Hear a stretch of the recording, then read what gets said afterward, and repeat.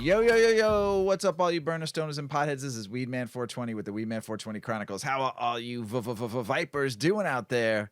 Mrs. Weedman. Mr. Weedman. How the hell are you? I'm great. How are you? I'm doing better than yesterday, that's for sure. That's right. Hey, all you burner stoners and potheads out there. Hopefully you're smoking some big fat doinks while you're listening to the show. And we're going to get normal. I need it.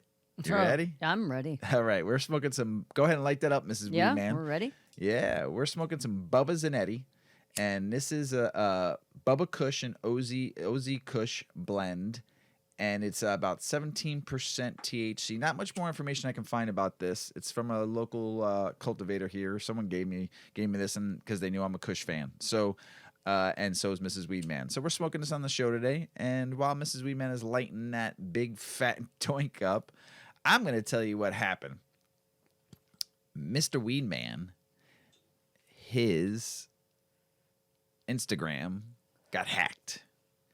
And it was Monday morning.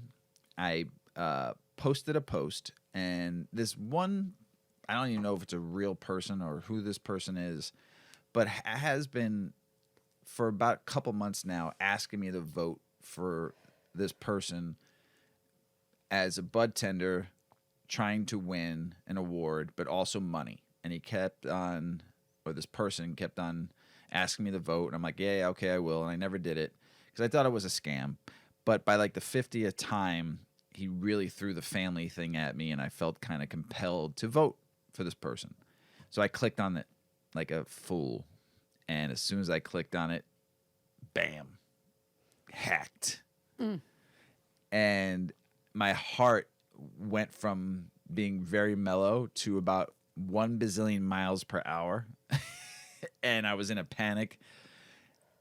And it totally ruined the account that has taken me a long time to build. And I'm not trying to be an influencer. I'm just trying to build a bunch of stoners, burners, and potheads on my Instagram account just to talk to people, to fellow burners, stoners, and potheads, to build just some good relationships and have some good fun and some good laughs, and just to enjoy social media. I'm not a huge fan of social media. I think it's used in the wrong way.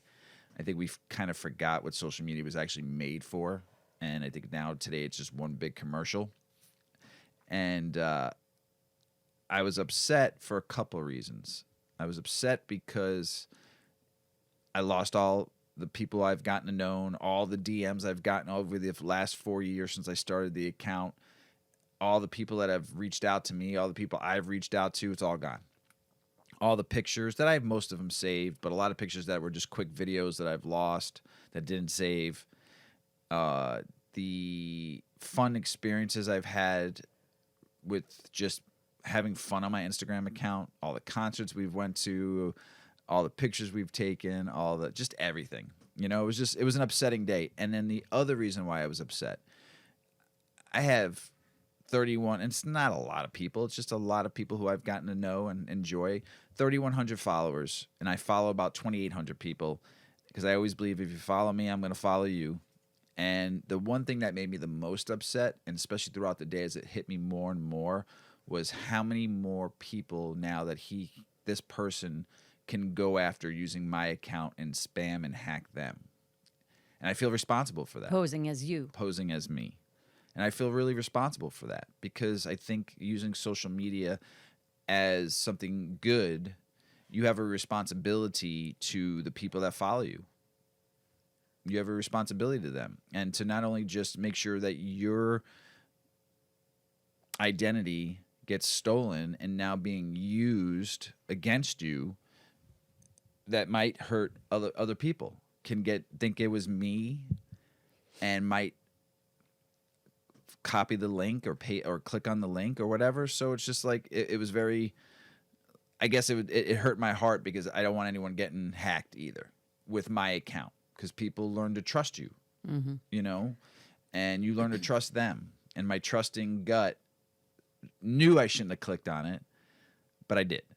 Well, and the downfall, too, is that the way that the algorithms work, which we don't know how they work, we make assumptions about how they work. But you only see, if you've got, even if you have 300 followers, you only see in your stories and on your feed maybe a third of those people. Yeah. So there are a lot of your followers that have no idea that you're hacked, and the account is still active. It's still there. Right. But they've completely, like, even the face recognition, Mr. Weedman can't even get in through face recognition. He can't get in through his passwords. He's reached out to Instagram. They have not responded. So there's no way to gain access to his own account. So it's killing him because it's sitting there. And this person has full control over it. And I'll pop on there and it'll show in the DMs that the person was active 5 hours ago, 15 minutes ago. And I send them really, really nice, sweet, sweet messages. Maybe not. But I do send them some messages and I give them a hammer. It's just so shitty. It's just so shitty. And so the concern is because if you were a follower of ours and we don't show up in your feed, or Mr.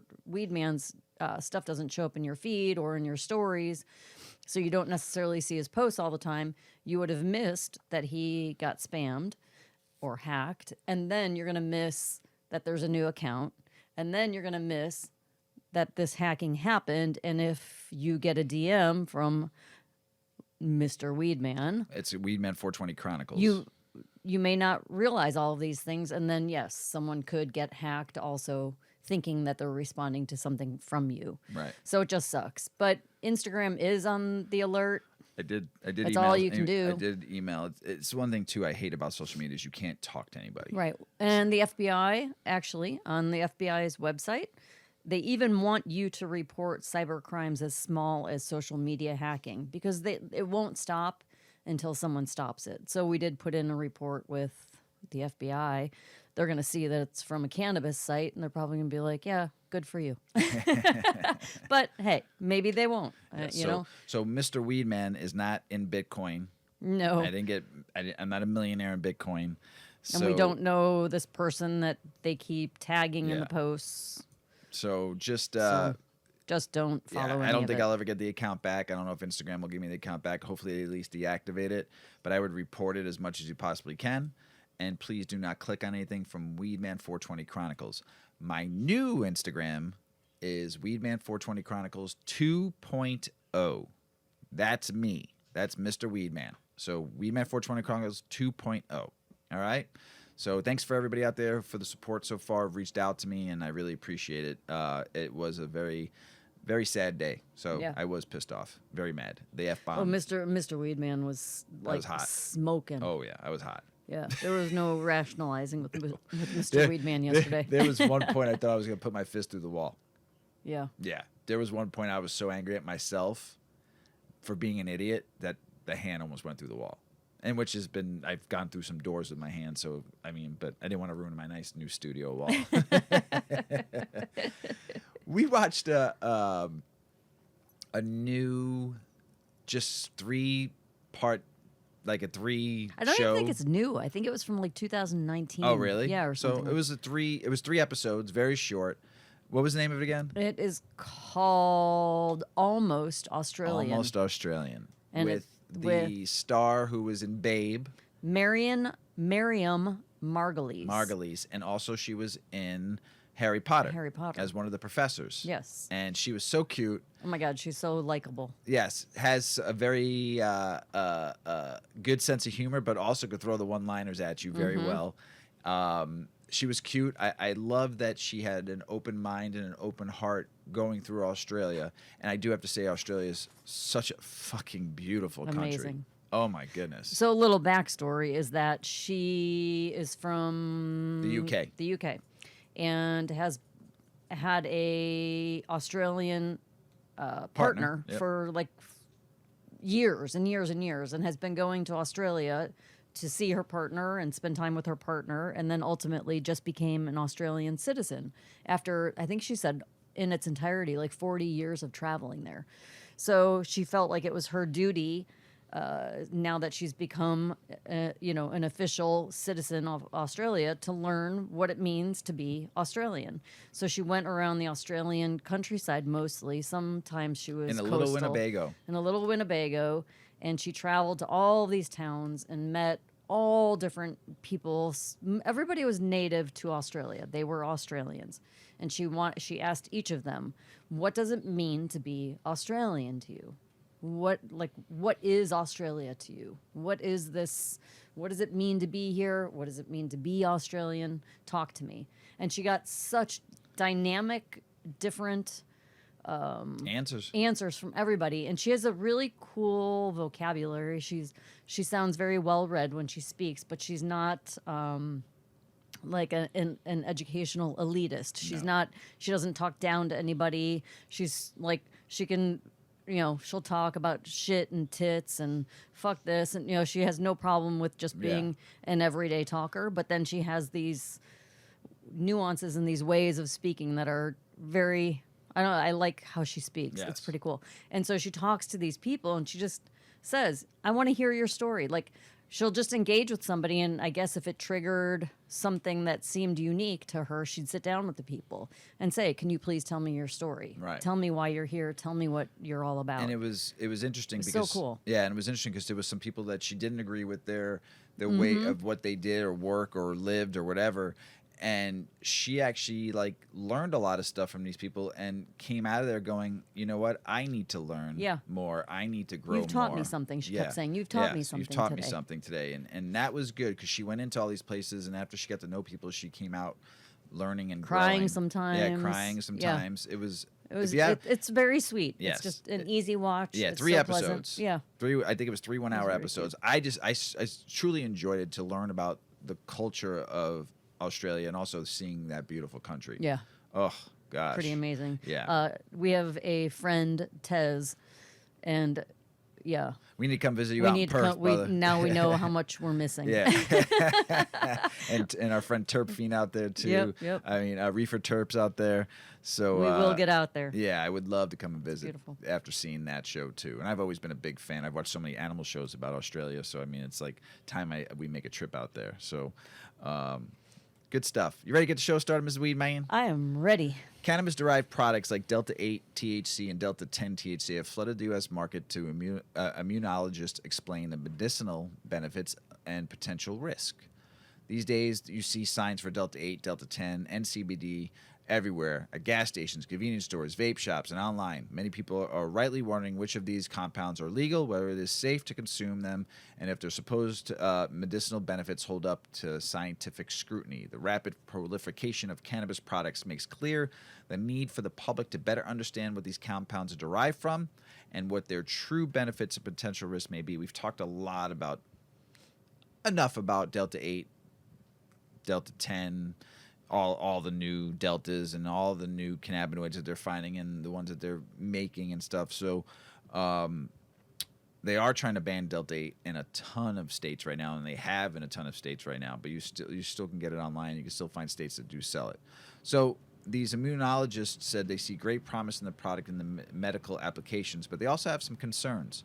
So praising the differences between cannabis and hemp, and this will help Mrs. Weedman because we were talking about this last time. So cannabis sativa, the most common type of cannabis plant, has more than 100 compounds called cannabinoids. The most well-studied cannabinoids extracted from the cannabis plant include Delta-9 tetrahydrocannabinol and Delta-9 THC, which is the psychoactive, a psychoactive compound in one of the effects and how the brain functions, thereby altering mood, awareness, thoughts, feelings, behavior. Delta-9 THC is the main cannabinoid responsible for the high associated with marijuana. CBD, in contrast, is non-psychoactive. Marijuana and hemp are two different varieties of the plant. You ready, Mrs. Weedman? Mm-hmm. All right. In the U.S., federal regulations stipulate that cannabis plants containing greater than 0.3% Delta-9 THC should be classified as marijuana, while plants containing less should be classified as hemp. Okay, stop right there. Still doesn't explain the whole thing. Well, because it's just they're saying it is the cannabis plant, and what makes it a hemp plant versus a cannabis that you consume plant is the level of THC. Right. But some ways that it's explained is that they are genetically two different plants. Yes. And so there is a hemp plant and there is a cannabis plant. Yes. It's not having to do with just the determining factor of the THC level. Right. So which one is it? This is just saying here what's the difference between really, the it's two. the same plant. It is. Both derived from But the different cannabis. varieties, just like you've got There you go. this rose and that, a rose Right. of Sharon and a rosy rose. There you whatever. go. We'll just keep it simple. The marijuana grown today has high levels from 10% to 30% of delta-9, while hemp plants contain 5 to 15% CBD. There's another difference. In 2018, the Food and Drug Administration approved the use of CBD extracted from cannabis plants to treat epilepsy. In addition to being a source of CBD, hemp plants can be used commercially for a variety of other plants, such as textiles, paper, medicine, food, animal feed, biofuel, biodegradable plastics, and construction material. That should be used for everything now. Like, get rid of petroleum plastic. Stop cutting down trees. Stop using petroleum that's in your medicine. I don't know if you all knew that, but there is petroleum in your medicine. Look it up. Recognizing the potential broad application of hemp, when Congress passed the Agricultural Improvement Act, called the Farm Bill in 2018, and removed hemp from the category of controlled substances. This made it legal to grow hemp. When hemp-derived CBD saturated the markets after passing the Farm Bill, CBD manufacturers began harnessing the technical powers to derive other forms of cannabinoids from CBD. This led to the emergence of Delta-8 and Delta-10. The chemical difference between Delta-8 and Delta-9 and Delta-10 is the position of the double bond and the carbon atoms that structurally share. So we've talked about the makings of all three. So the properties of Delta-9 was one of the first forms of cannabinoid to be isolated from the cannabis plant in 1964. The highly psychoactive property of Delta-9 is based on its ability to activate certain cannabinoid receptors called CB1 in the brain. The receptor CB1 is the lock that can be opened by a specific key. In this case, Delta-9 THC, allowing the latter to affect certain cell functions. Delta-9 THC mimics the cannabinoids called endocannabinoids in our bodies, naturally produced. Because Delta-9 THC emulates the actions of endocannabinoids, it also affects the same brain function they regulate, such as appetite, learning, memory, anxiety, depression, pain, sleep, mood, body temperature, and immune response. The FDA approved Delta-9 THC in 1985 to treat chemotherapy-induced nausea and vomiting in cancer patients, and in 1992 to stimulate appetite, HIV/AIDS patients. I didn't know that. Maybe I read it on a prior episode. Cannabidiol. This is THC. They're Delta-9. saying straight up Delta-9 in 1985. The FDA approved it. The National Academy of Science has reported that cannabis is effective in alleviating chronic pain in adults and for improving muscle stiffness in patients with multiple sclerosis and autoimmune disease. The report also suggested that cannabis may help sleep outcomes in fibromyalgia, a medical condition in which patients complain of fatigue and pain throughout the body. In fact, a combination of Delta-9 and CBD has been used to treat muscle stiffness and spasms in multiple sclerosis. The medicine called Sativex is approved in many countries, but not yet in the U.S. So, also Delta-9 activates the CB2 receptors, which express mainly on immune cells. Studies from a laboratory have shown that Delta-9 THC can suppress inflammation through the activation of the CB2. This makes it highly effective in the treatment of autoimmune disease like multiple sclerosis and colitis, as well as inflammation of the lungs caused by bacterial toxins. However, Delta-9 THC has not been approved by the FDA for ailments such as pain, sleep disorders, fibromyalgia, autoimmune disease. This has led to people self-medicating. Delta-8 is a cousin of Delta-9. It's found in very small quantities in the cannabis plant. Delta-8 is widely marketed in the U.S. as a derivative of hemp CBD. Delta-8 THC binds to CB1 receptors less strongly than Delta-9, which is what makes it less psychoactive than Delta-9. People who seek Delta-8 for those medicinal benefits seem to prefer it over Delta-9 because Delta-8 does not cause them to get very psychoactive, very high. Delta-8 THC binds to the CB2 receptors with a similar strength as Delta-9 THC, and because activation of CB2 plays a critical role in suppressing inflammation, Delta-8 can be potentially preferable over Delta-9 for treating inflammation since it's less psychoactive. I don't understand why they're banning it in so many states. Well, in the beginning, weren't they saying that like it could only be synthetically extracted or something like that? Yeah, but they're finding ways to do it now just through the plant. And it's very low levels. So because they there's grow so a lot. little. Yeah. So, but my thing is, though, why are they banning this? If you don't want it to be sold in gas stations and head shops, then let dispensaries sell it as a lesser alternative to Delta-9, so you're not. It's kind of like a happy medium between CBD and THC.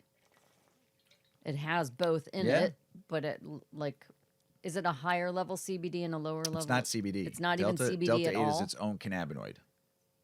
Its own cannabinoid. It has no CBD in it. No, it's just Delta. There's Delta 9 that doesn't Right. have CBD in it. It's a cannabinoid. CBD is a cannabinoid. Delta 8 is a cannabinoid. Delta 10 is a cannabinoid. And all the other cannabinoids, CBC, CBN, THCV. But our regular cannabis that we smoke, THC, Delta 9, has some CBD in it. Some plants might Yeah. have very minute, small 1%, amounts. 2%. So when you buy the ratio, they're adding extra CBD. No, they're just growing it that way. They're just growing There's a it. plant they're growing to have that ratio in that plant. That's if you're smoking flower. If you're getting edibles or stuff like that, they are They're adding. just using a Yes, concentrate. They're using a concentrate. Right. Yes. So there are no published clinical studies thus far on whether Delta 8 THC can be used to treat the clinical disorders such as chemotherapy-induced nausea or appetite stimulation for HIV and AIDS patients. They are responsive to Delta 9. However, animal studies from a laboratory have shown that Delta 8 THC is also effective in the treatment of multiple sclerosis. The sale of Delta 8, especially in states where cannabis is legal, has become highly controversial. Federal agencies consider all compounds isolated from cannabis or synthetic forms similar to THC Scheduled 1 controlled substances, which means they currently have no accepted medical use and have considerable potential for abuse. This is what the problem is. You can't learn about anything. Everything's all being blocked. So, however, hemp manufacturers argue that Delta 8 THC should be legal because it's derived from CBD isolated plants from legally cultivated hemp plants. So it's coming from the CBD, the hemp plant, Right. but it's a separate cannabinoid that's derived from the CBD. So it's a different cannabinoid. So complex. It's science. Now it's Delta 10's emergence. Delta 10, another chemical cousin of Delta 9 and Delta 8, has recently entered the market. Scientists do not yet know how much about the new cannabinoid Delta 10 THC is also derived from the hemp CBD. People have anecdotally reported feeling euphoric and more focused after consuming Delta 10 THC. Also, anecdotally, people who consume Delta 10 say it causes less of a high than Delta 8. And virtually nothing is known about the medicinal properties of Delta 10, yet it has been marketed in similar ways as the other more well-studied cannabinoids. So, the future of cannabinoid derivatives. Research and clinical trials using cannabis, marijuana, or Delta 9 THC to treat many medicinal conditions have been hampered by their classification of Schedule 1 substances. In addition, the psychoactive properties of cannabis and Delta 9 create side effects or brain functions, the high associated with the cause some people to feel sick, or they simply hate the sensation. This limits their usefulness in treating clinical disorders. In contrast, these scientists feel that Delta 8 and Delta 10 THC, as well as other potential cannabinoids that could be isolated from the cannabis plant or synthesized in the future, hold great promise. With their strong activity against the CB2 receptors and their low psychoactive properties, they believe they offer new therapeutic opportunities to treat a variety of medicinal conditions. So, just remember that 8 and 10 are derived from the CBD hemp plant. It could be grown in the cannabis plant, but it's not being grown. Those cannabinoids aren't being found in there because it's just most of these what we smoke is being grown strictly for THC and terpene flavor and stuff like that. So did it make a little bit more sense? Yes. Do you understand a little bit more? Yes. Good. Ask me next week. We'll see how much I retain. You know what's crazy? For years, I've always heard, you ain't toking unless you're choking. Mm-hmm. Right? Yeah. I've heard it thousands of times. You ain't getting high unless you cough. And I've always called kind of bullshit on that. But sometimes you thought it might have been true. This article here you're about to read has like a lot of good information about it. It sure does. Yeah. So Yeah. does coughing get you higher? Well, let's find out. We have the truth about smoking weed. Weed is one of the most popular recreational drugs enjoyed by millions of people around the world. Whether you're smoking a joint, hitting a bong, or taking a dab, getting high is the main goal. But there are many myths and misconceptions about what can affect your high. One of the most common questions, does coughing make you higher? Well, let's take a look at the science behind this. When you inhale smoke from a joint, bong, or other smoking device, the smoke contains a mixture of chemicals, including THC, additional cannabinoids, terpenes, and other plant matter. When you inhale this smoke, it passes through your lungs, where it is then absorbed into your bloodstream. When you inhale smoke, your body's natural reaction is to cough. Coughing is a reflex action that helps to clear your airways of irritants. When you cough, your diaphragm and other muscles contract forcefully, causing a sudden burst of air to be expelled from your lungs. This can help to expel any smoke that may have gotten trapped in your airways and can also help to increase the amount of oxygen in your lungs. So does coughing actually affect your high? Well, that answer is really complicated. On one hand, coughing can cause a temporary increase in blood flow to your brain, which can enhance the effects of THC. On the other hand, coughing can cause you to exhale more smoke, which can lead to a decrease in the amount of THC that is absorbed into your bloodstream. To understand the relationship between coughing and THC absorption, let's take a closer look at how THC is absorbed into your body. When you inhale smoke, the smoke, or the THC, is absorbed into your bloodstream through tiny blood vessels in your lungs. From there, it is transported to the brain where it binds to cannabinoid receptors and produces its psychoactive effects. However, not all of the THC that you inhale is absorbed into your bloodstream. Some of it can get trapped in your airways or be exhaled before it has a chance to be absorbed. This is where coughing can come into play. When you cough, you expel the air from your lungs, which can help to push out the smoke that may be trapped in your airways. However, this can also cause you to exhale more THC, which can decrease the amount that is absorbed into your bloodstream. Therefore, coughing can have both a positive and negative effect on your high. Another factor to consider when looking at the relationship between coughing and getting high is the role of other cannabinoids in coughing. THC is just one of the many active compounds found in weed, and it's not the only one that can affect your high. One of the other cannabinoids found in weed is CBD. CBD is known for its anti-inflammatory and pain-relieving properties, and it can also help to reduce anxiety and stress. Some studies have suggested that CBD may also help to reduce coughing by suppressing the reflex. So if you're smoking weed that contains high levels of CBD, you may be less likely to cough, which could affect your overall high.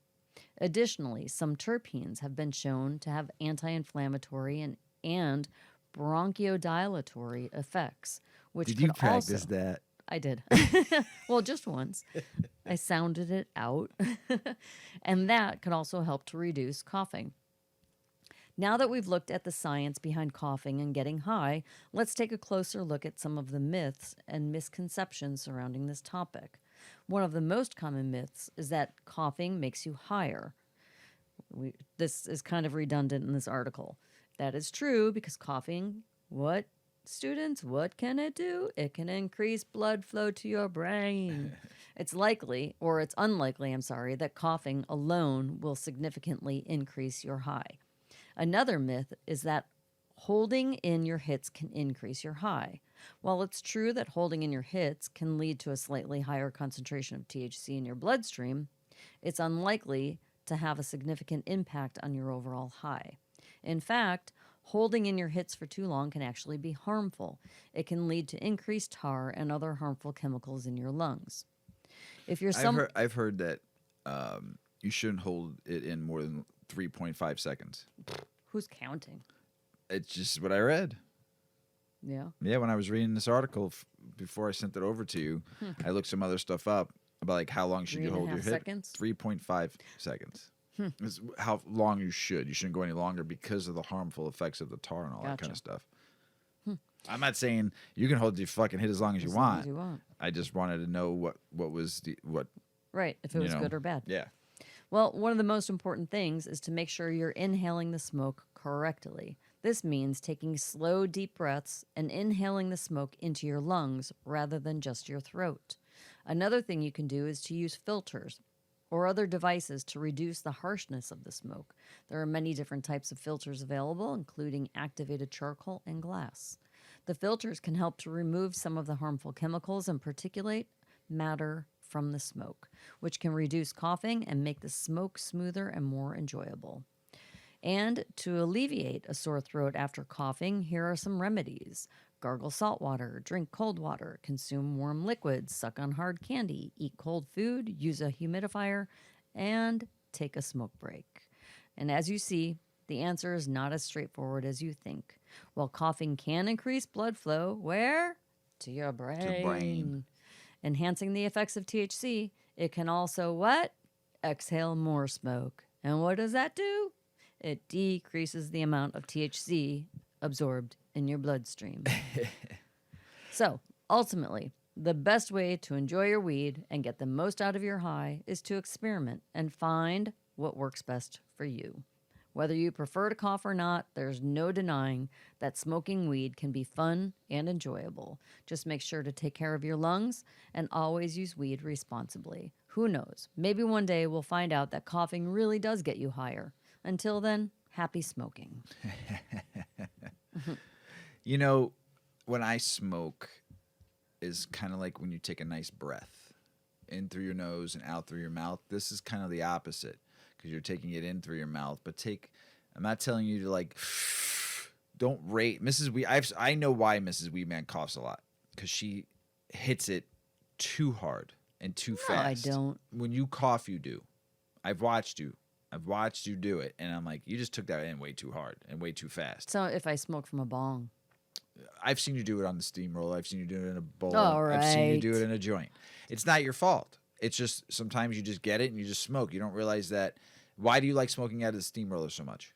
Because I can control my intake. Right. And that's what you need to do when you're smoking a joint or you're smoking a bong. You need to learn to control your intake. I don't hit joints super, super hard. No. You don't really cough from joints as much as No. you do from bowls and bongs and stuff like that because you just try to take that intake too fast. Just learn to slow it down. What's the rush? You ain't running. And I'm not talking about you. I'm just talking about everybody. No, you're talking about me. It's It's true. okay. I It's am a little okay. bit. But it's I'm just all right. the point is learn to control your hit. Hey, Take it nice. I control a lot of things. Control your intake. Okay. Did 420 I'm going to work on it. You are? Yeah. Good. We'll practice right now. Take a hit of that Okay. joint. Let's get more high. Did 420 prove to be the hit for cannabis customers this year? 420 was fun. It's always a great time, but it is now becoming very commercialized, very, very go to the store and buy. Kind of like a Christmas holiday, kind of like Black Wednesday, kind of or Black Friday, or kind of like the week before Christmas Eve when everybody's out there shopping, sales. It's not what 420 is about. Sorry, I'm just gonna say it. It's not what 420 is about. It's not what the Waldos have wanted 420 to really be. A day of sales, a day of getting people in the door to consume, to buy, so you can go home and consume. 420 should be a day of relaxation, a day of not going to the store, a day of sitting with your fellow burner stoners and potheads, and to enjoy what cannabis and what 420, the time, not the date, is truly all about. 420 is every day. So, was it good this year? It was very busy. Let me tell you all what you spent out there. So according to Headset, Visual 420 cannabis sales report that real-time market insights analyzing sales per minute showed that the day accumulated more than $100 million in total transactions. Total transactions. In fact, sales peaked at $160,000 per minute. So you think y'all spent some money? Even with Dutchy going down like it did, you all still went out there and supported local businesses and went and bought cannabis on 420.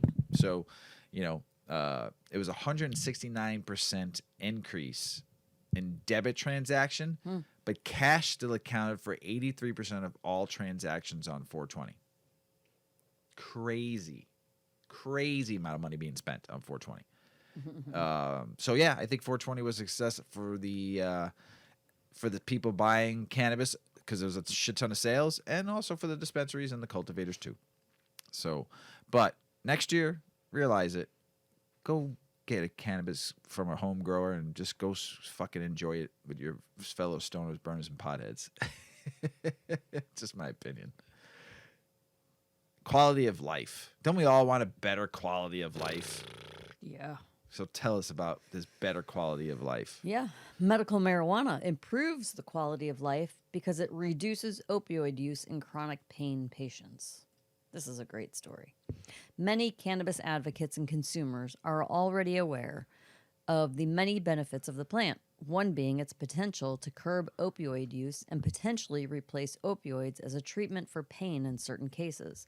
According to an observational study published in the journal Expert Review of Neurotherapeutics, patients with chronic pain who use cannabis products for 6 months not only reported decreases in their daily opioid consumption, but also improvements in their health-related quality of life. The study evaluated more than 700 chronic pain patients enrolled in the UK Medical Cannabis Registry who were treated with plant-derived cannabis products, such as oils, flour, or a combination of both. All patients were provided access to cannabis products through a doctor's authorization. In the introduction, despite growing evidence implicating cannabis-based medicinal products as a viable chronic pain treatment, the results have been wide-ranging, differing based on the type of cannabis-based medicinal product administered, chronic pain type assessed, and study duration. They added that more research is still needed regarding the long-term safety of cannabis-based medicinal products, or CBMP, along with factors such as the route of administration, age, body mass index, and prior cannabis exposure's influence on safety. As further clinical trials addressing these unknowns are awaited, patients' registries can assist by collecting prospective data from patients prescribed cannabis-based medicinal products in a real-world setting, authors continue. Researchers assessed the efficacy of medicinal cannabis for participants at 1, 3, and 6 months.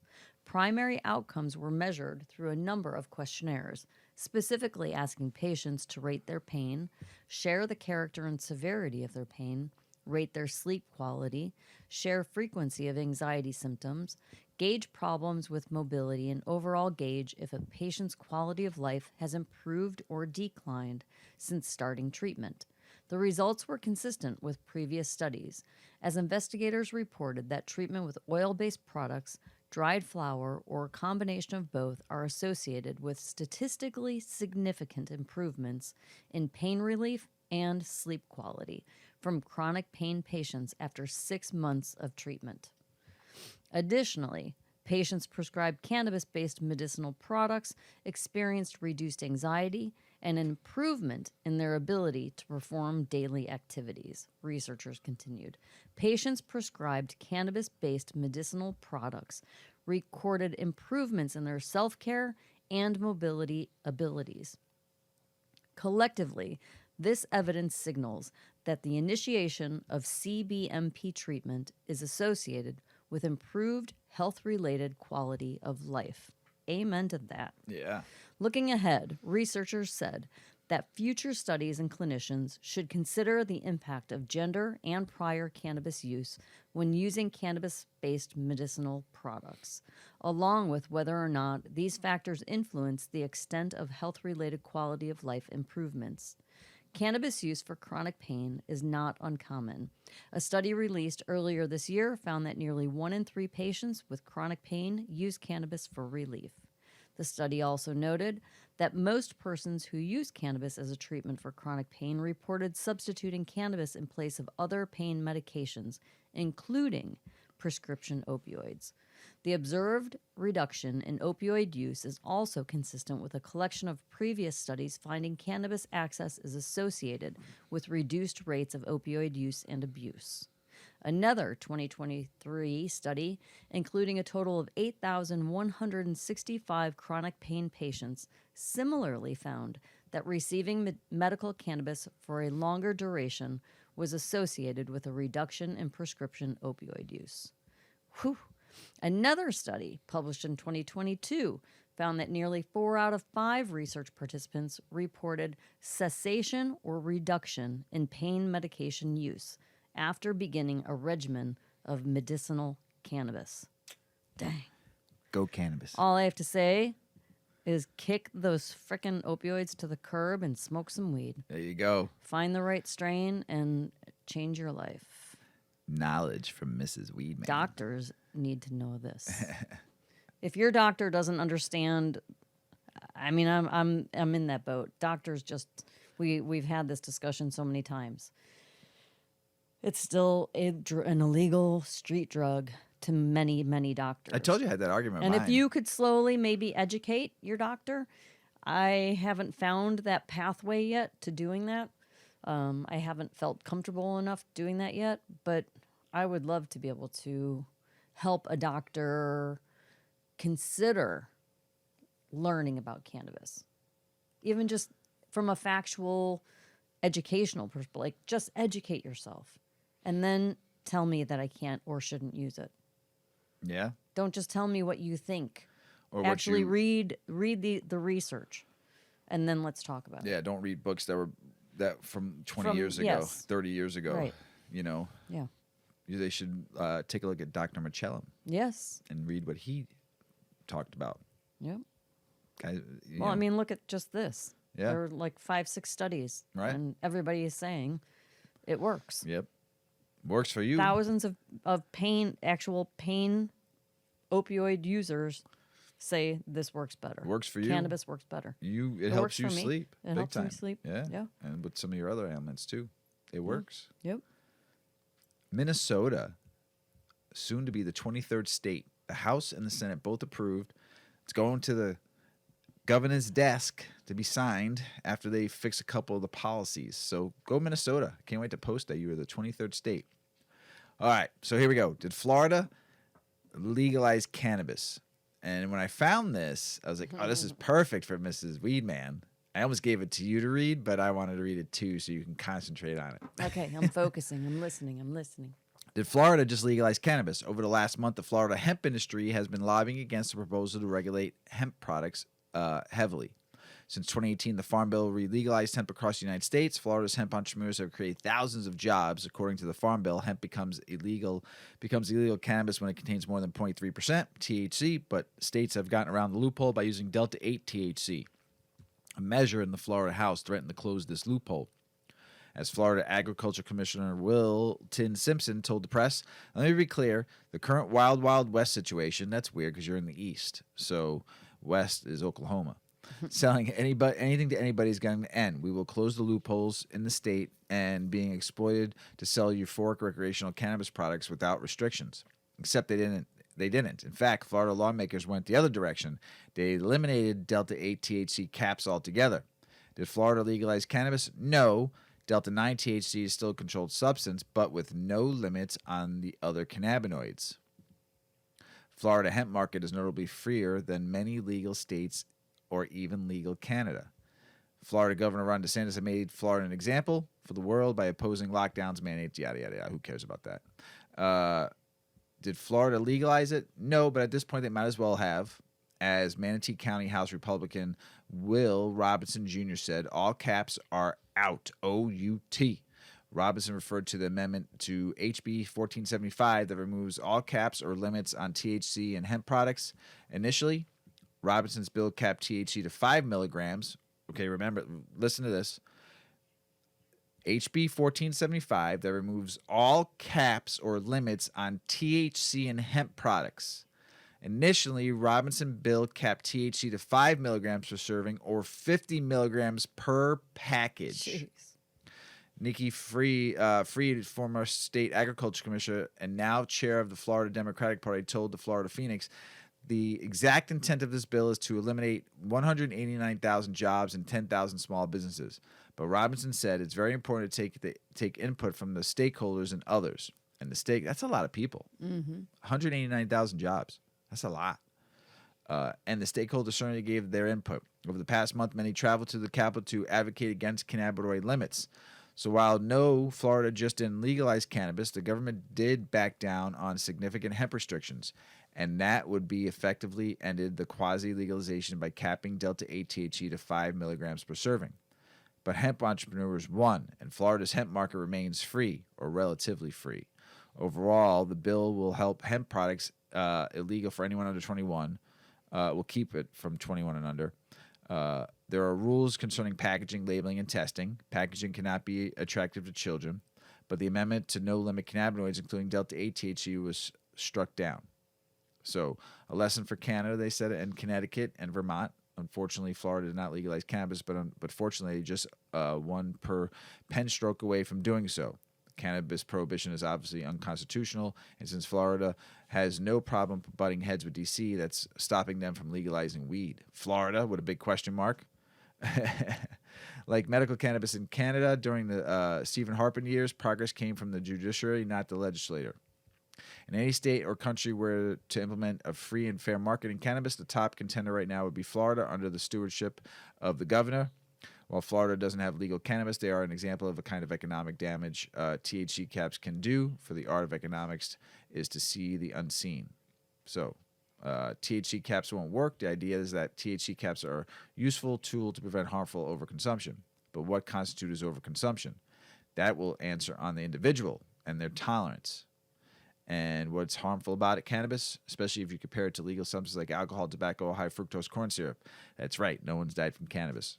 So THC caps are not a useful tool unless your goal is to support a traditional market, untaxed market of cannabis.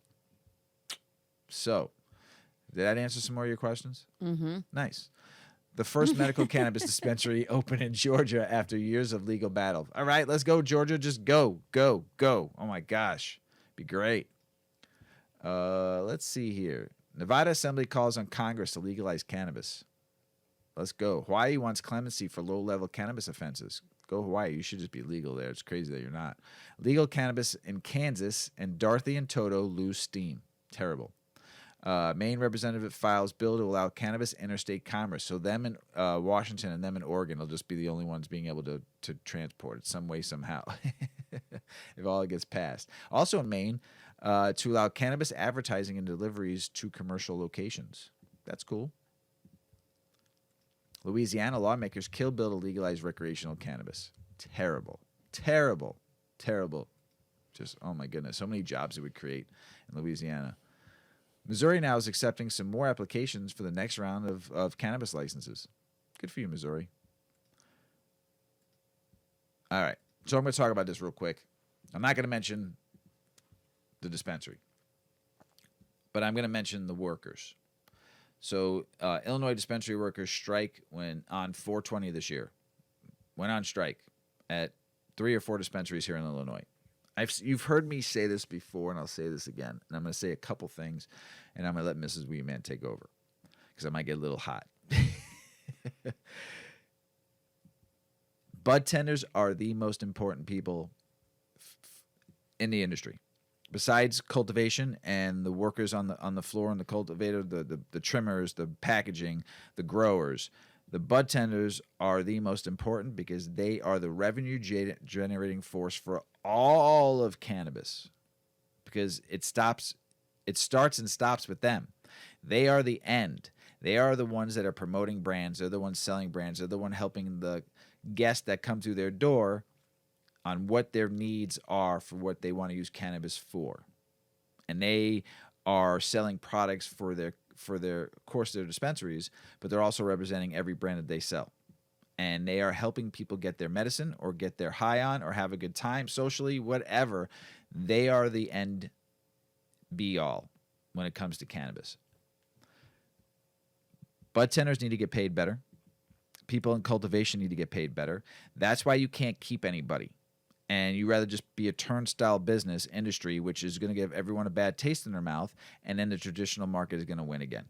Because you're not going to be able to keep people. You can't even get people to work now in the cultivation because you tell them they can grow. The only thing they're growing is the profits of the company. And the same thing in the dispensary. You need to pay people better so they stay and work hard and want to enjoy the cannabis industry and want to make sure to help your business grow and get better. Teach them to be better. If a bud tender if this goes to favor of bud tenders, I mean, there's the bartenders union, there's the alcohol liquor union, there is a lot of unions out there, but bud tenders should form their own union across the United States. There's enough of you now, over 400,000 people, not only just bud tenders, people in the cannabis industry. I would not go to a union that doesn't understand cannabis, that doesn't care about cannabis. I'm not going to mention any unions, but I would form your own union across the United States. And then you could develop your own pension. You could develop your own fair wage. You can get insurance. You can put enough money into the system by your union dues, your own union dues, not going to some of the other union dues. Like when you join a different union, it goes through everybody. Form your own union. Become strong.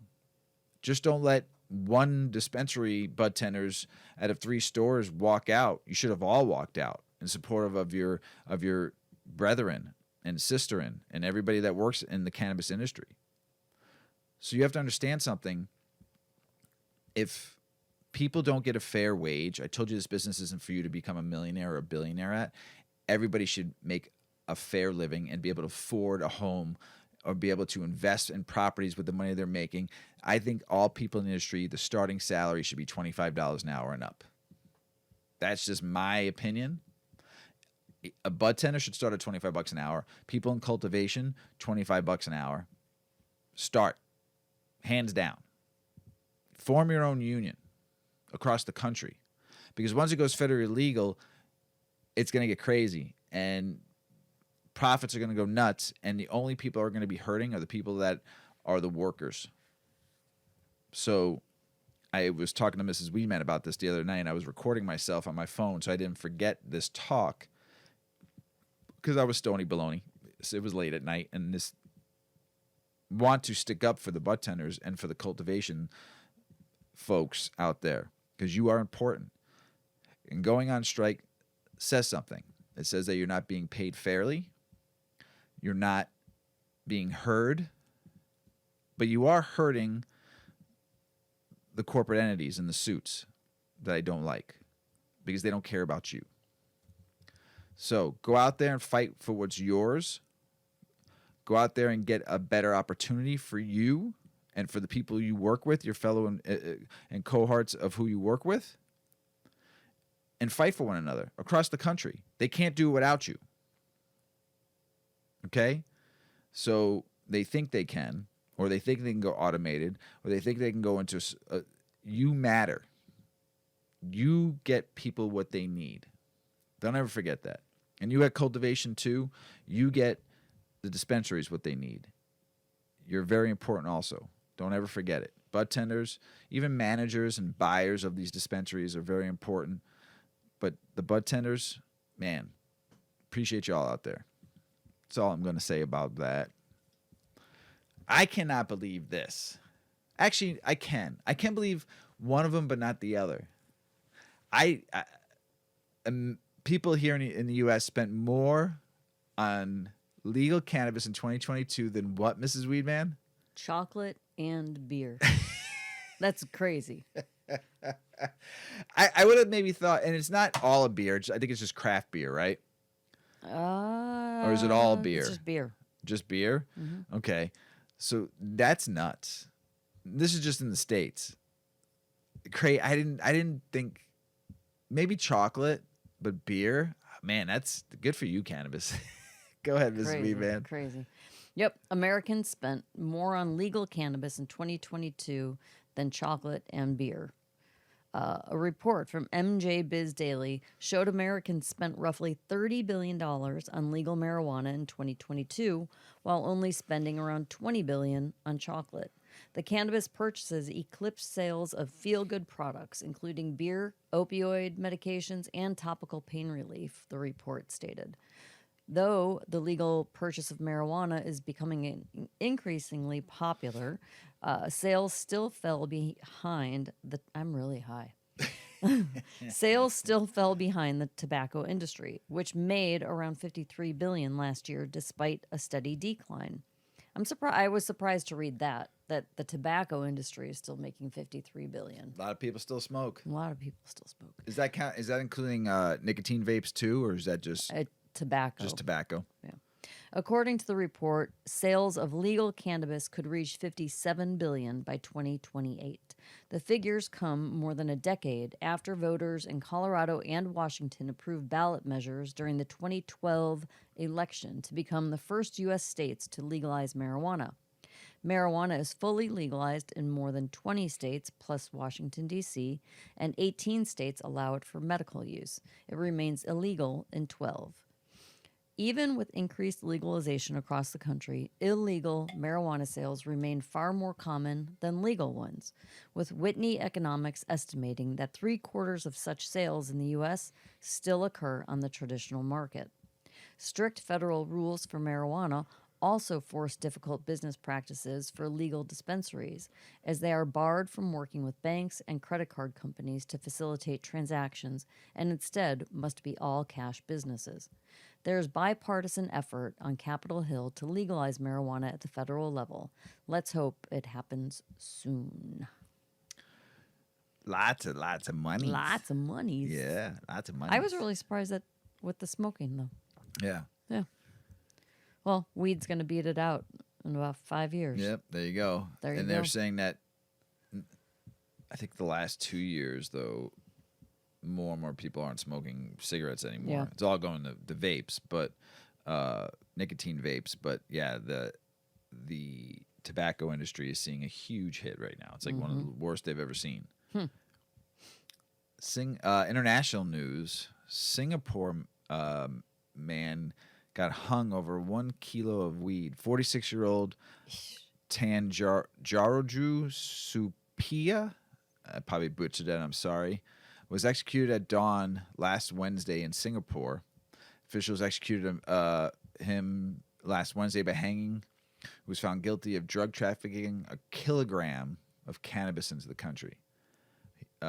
He was executed? Actually, he was hung. Like, I know. Just... oof. So sad.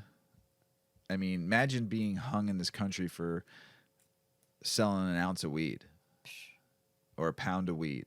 That's not right. In any country. I mean, it's wrong. It's just not right. No, over a plant. Throw them in jail. And I mean, I know every country has their laws on stuff, but that's just fucked up. I mean, this is like really fucked up. And somebody needs to talk to that country. The law writers. I'm seriously. The law writers. Well, the government. I mean, I listen. That's an injustice to a human. Mm-hmm. No one should be hung for anything. But seriously though, but like over a kilogram of weed, I mean, that's crazy. Throw them in jail then if you got, but don't kill the person. Man, it's fucked up, Singapore. So, Indigenous leaders call on Canada to amend Cannabis Act. Indigenous leaders are calling on Canada's federal government to amend the Cannabis Act to allow for their fulsome participation in the industry after First Nations were largely excluded from the 2018 law legalizing adult-use cannabis. According to the statement issued, the First Nations Leadership Council wants the amendments to cover issues of jurisdiction, economic development, taxation, revenue sharing, and health and safety. Good for them. They should be able to have their own dispensaries and be able to participate in cannabis just like anybody else. We like museums. We love museums. Chicago has some great museums. Yeah, we do. But there's weed museums now. I know. This is pretty cool. Pretty cool. So expand your mind at the best museums or weed museums in the whole U.S. Cannabis museums in the U.S. aim to normalize cannabis use and thwart whatever stigmas still remain by placing it into the context of history. They focus on illustrating its social proliferation, promoting its benefits, creating a showcase of art fueled by it, showing how drug laws have disproportionately affected minority communities, and by simply keeping it in the public conversation, because it's not going anywhere. It wasn't until Mexican immigrants began using cannabis recreationally around 1910 that fear of the drug reared its head. Heavily propelled by xenophobia, propagandists called it marijuana menace. And by 1931, 29 states had outlawed it. In 1937, federal law outright banned its sale and use in the U.S. Fast forward to 1986, after the debut of the film Reefer Madness, a rise in counterculture use, the creation of the DEA, and the establishment of High Times magazine, and President Ronald Reagan signing the Anti-Drug Abuse Act. instituting mandatory sentences for drug-related crimes, and then President Bush started the infamous war on drugs.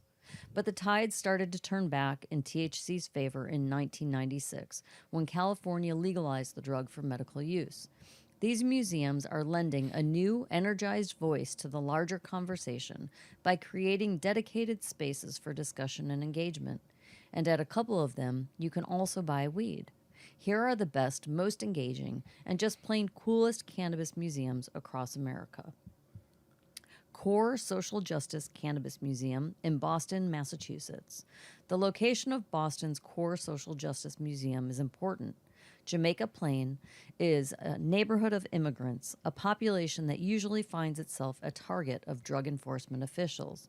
The founders of CORE persisted, and with leadership spanning 72% women, 82% local investors, 81% minority investors, and a collective 10 years of drug-related incarceration, plus curators, including Ivy League professors and best-selling authors, the Free Museum opened in 2021 in conjunction with the Seed Dispensary.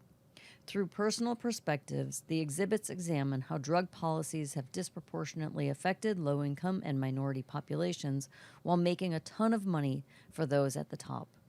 There's also a wheel of paraphernalia, a replica of an illicit basement grow room, mugshots of the noteworthy people who have been arrested for drug possession, and a breakdown of the different effects of terpenes, all the better to inform your choice when hitting the attached dispensary. Then we have THC NYC, the House of Cannabis in New York, New York. Opening in April 2023 in a landmarked building in Soho, the 1910 facade of THC NYC belies the multi-sensory, futuristic exhibits within. Covering 30,000 square feet and 4 floors, there is some serious education, like an installation of interviews with those negatively affected by drug laws designed in collaboration with the Drug Policy Alliance. And 20% of the employees are formerly incarcerated people hired through a Second U Foundation. But the point of THC NYC is to celebrate, enthrall, and maybe even make you a little lightheaded with an interactive and psychedelic art funhouse, creatively directed by a former experiential marketer for Disney. Tickets are $45 a pop, and in the future, they'll have community programming. But you can also hang on the first floor for free, grab some coffee from Jamaican roaster Sangsters, and shop cannabis-related accoutrement, watch glass-blowing demos, and view cinematographer Ryan Posta's photo series called The Art of Smoke. It's enough to leave you wondering where the time went. Then we have Marijuana Mansion in Denver, Colorado. Opened in 2021 in a landmark, probably haunted Victorian estate. It's part event space, part immersive experience with elaborate photo ops, and part history lesson.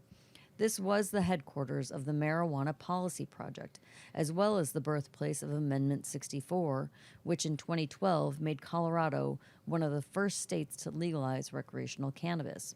It was later the offices of cannabis law firm Vincent Sederberg, who played an influential role in the legalization movement.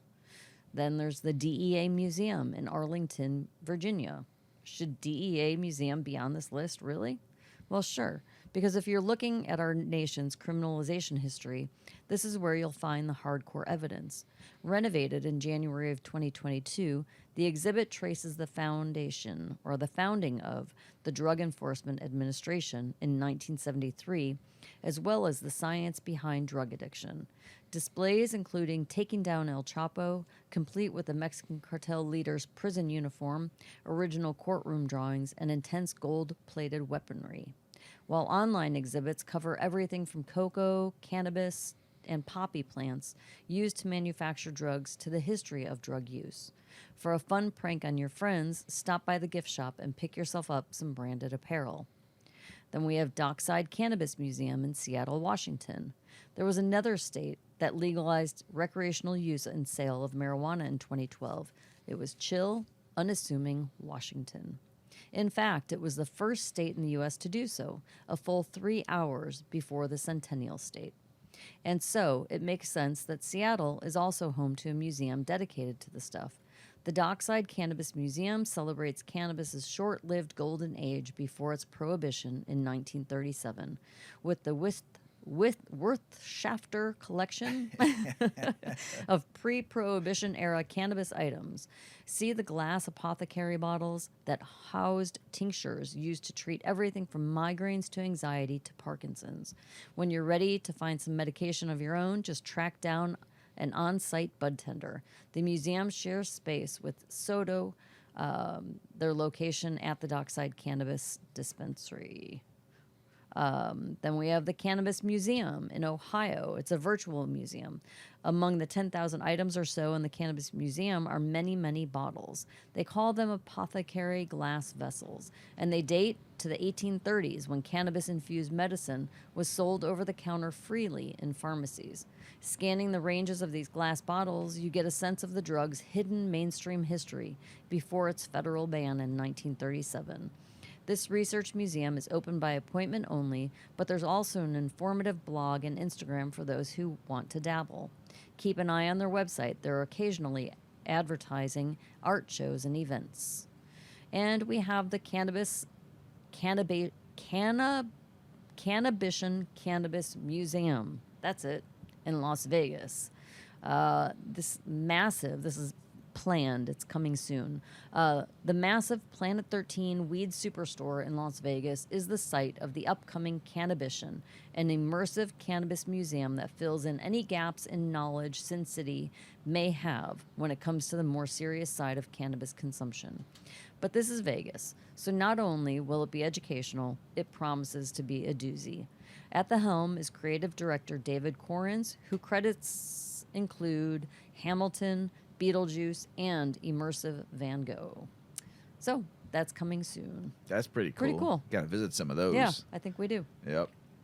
Olympian Tara Davis Woodall stripped of title after testing positive for cannabis. Another one. Another one. As DJ Khaled would say. So her and Sha'Carri Richardson, both. So this was announced on April 25th. The Olympian long jumper Tara Davis Woodall of Fayetteville, Arkansas, accepted a 1-month suspension after testing positive for cannabis. While Davis Woodall's ban already ended last week, the penalty also includes the loss of the jump title she won in indoor nationals shortly before the sample was collected on February 17th. That's wrong. Come on, man. Come on, U.S. Anti-Doping Agency.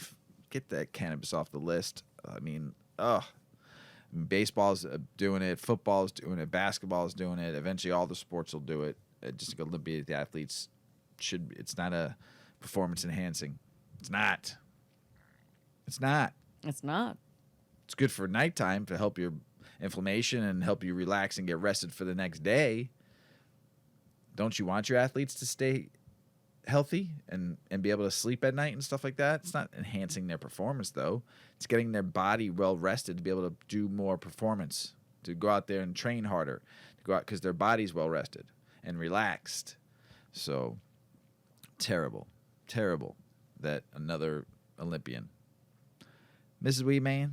Mr. Weedman. That's the end of the show. That went so fast. Does. Always does. It always goes so fast. I know. Got anything else to say? Thank you, everybody, for helping Mr. Weedman pick up the pieces yesterday and for sharing and just giving words of support. We're not going anywhere. No. I mean, why would we? We're trucking on through. Trucking on through. One bad day will not stop us. No. And like I said, I enjoy the podcast so much. Social media. I do what I do because I like to talk to people who follow me and I follow them and enjoy the community. And I really don't. That's what it's about to me. I enjoy just hanging out with people and bullshit and getting to know people. I met so many people around the world. And that's another thing that pisses me off. I lost that account. And I've sent stickers around the world to people who have just reached out to me and said hi. And I'm like, hey, I'd love to send you some stickers, you know? And it's just, I don't even want to get into it anymore. I just hope that person who's still in my account loses a little toe. Just a little toe. Just his little toe. Just the or toenail. Her little toe, whoever the Wouldn't fuck that be it was. so annoying? Yeah, just to lose no. your I just want to toenail? lose the little toe. Would rub on every the shoe? little crusty pinky toe. Just lose that. I think a toenail. Yeah, everybody, thank out there for supporting us. We appreciate y'all out there. Be kind to one another. We need some peace. We need some love. We need some happiness. We need some big fat doinks in everyone's mouth and some edibles and some everything. Just have some fun. Live your life. Go out there and enjoy it. Make some money that you got to make, but go out there and do what you got to do to just enjoy it. Because you only die once, right? Got to live every day. That's right. That's how the saying goes, right? So go out there and live your life, everybody. Have some fucking fun. Smoke some doinks. We love you all out there. As Paulie always says, smoke smart. Puff, puff, and away. Puff, puff, pass. Check out our cannabis lifestyle brand online at 8decades.com. Our custom smokes and accessories are perfect for your coffee table, bedroom nightstand, or kitchen counter. They're designed for you to show them off. The Canna community is also loving our hemp and cotton blend t-shirts, sweatshirts, scarves, and hats, finished off with our 8 Decades logo. We've got some awesome long-lasting goods that will be your favorite for years to come. 8 Decades, because a 9th decade of cannabis prohibition isn't acceptable.